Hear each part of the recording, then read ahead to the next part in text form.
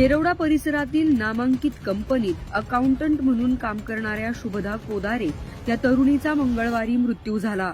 तिच्याच कंपनीत काम करणाऱ्या कृष्णा कनोजा याने तिच्यावर कोयत्याने वार केले.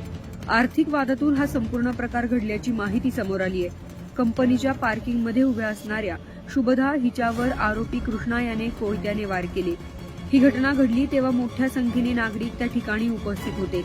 आरोपी जेव्हा शुभदा हिच्यावर कोयत्याने वार करत होता तेव्हा तिला वाचवण्यासाठी कुणीही समोर आलं नाही. रक्ताच्या थारोळ्यात शुभदा खाली पडली होती. तेव्हा आरोपी हातात कोयता घेऊन तिच्या अवतीभोवती फिरत होता. त्यावेळी त्या ठिकाणी बघ्यांची प्रचंड गर्दी जमली होती. आरोपी कृष्णाच्या हातातील कोयता पाहून कोणीही समोर येण्यास धजावत नव्हते. गंभीर जखमी होऊन खाली पडलेल्या शुभदा हिने फोनवरून कुणाला तरी आपल्यासोबत घडलेल्या घटनेची माहिती देण्याचा प्रयत्न केला.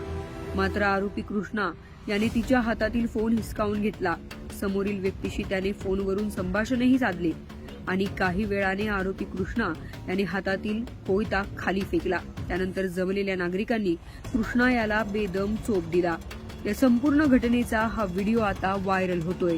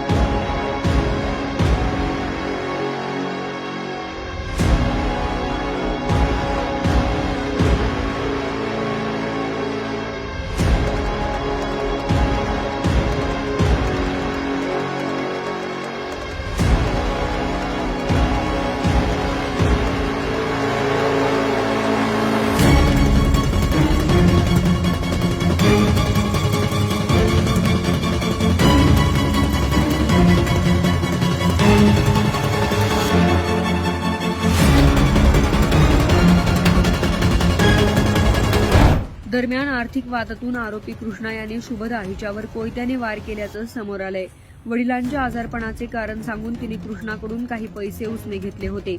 वडिलांच्या आजारपणाचे खोटे कारण सांगून शुभदाने आपल्याकडून पैसे घेतल्याचे आरोपीला समजले.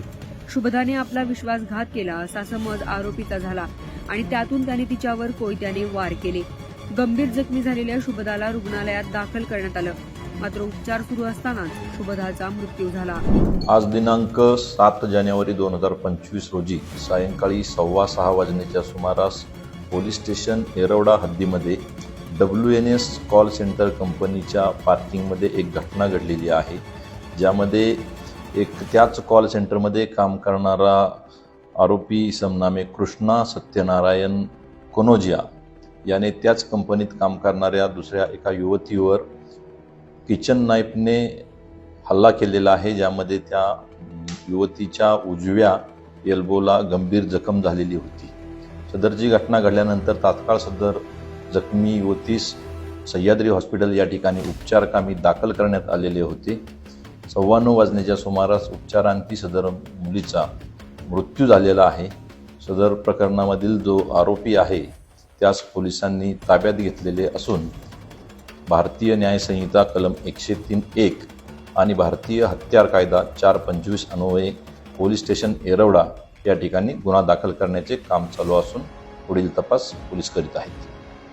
सर, यांच्यामध्ये काय पूर्व प्राथमिक चौकशीमध्ये असं निष्पन्न होत आहे की ही मुलगी आणि मुलगा यांच्यामध्ये आर्थिक देवाणघेवाण होती आणि त्या आर्थिक देवाणघेवाणीच्या रागातूनच या मुलानं त्या मुलीवर हल्ला केलेला आहे.